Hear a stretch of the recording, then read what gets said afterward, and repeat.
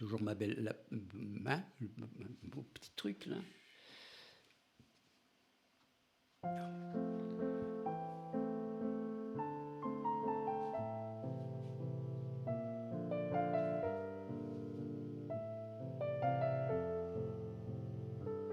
Au palmarès des cocus.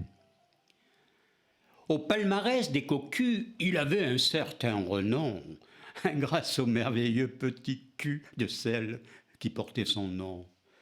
Au hit-parade des encornés, il avait la place d'honneur. Depuis déjà bien des années, mon petit copain le camionneur. Il faut dire que sa profession de routier l'éloignait bien trop souvent de sa moitié. Il faut dire que ses absences répétées pour l'épouse étaient si lourdes à porter que celle-ci, lassée d'attendre constamment, décida d'occuper son désœuvrement. Secouant le joug de sa quiétude, elle brisa sa longue solitude.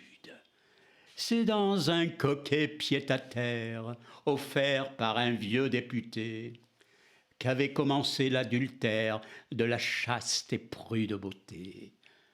C'est ainsi qu'avait débuté dans le bras de cet homme balourd l'histoire de l'infidélité de la belle aux yeux de velours.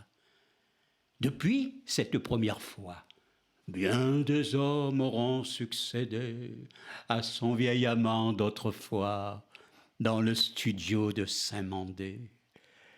Des rencontres sans importance pour meubler son oisiveté, faites au hasard des circonstances ou au gré de sa frivolité.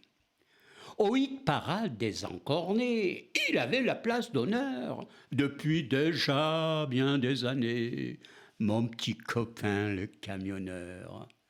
Même le chef de gare, son cousin, cocufié à longueur de temps, par le beau facteur, le voisin, ne l'était pourtant pas autant. Il faut dire que c'était un coup de Trafalgar chaque fois que la belle posait son regard sur l'élu de ses aventures libertines, le héros de ses amourettes clandestines.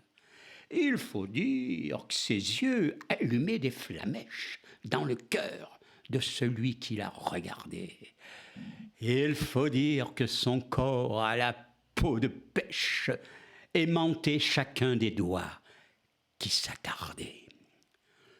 Mais tous ces corps, tous ces visages qu'aura connus tendre Flavie, mais tous ces hommes de passage qui auront traversé sa vie, ne sont plus que des taches d'ombre sur le tableau de sa mémoire, disparaissant dans la pénombre, le clair-obscur de son histoire.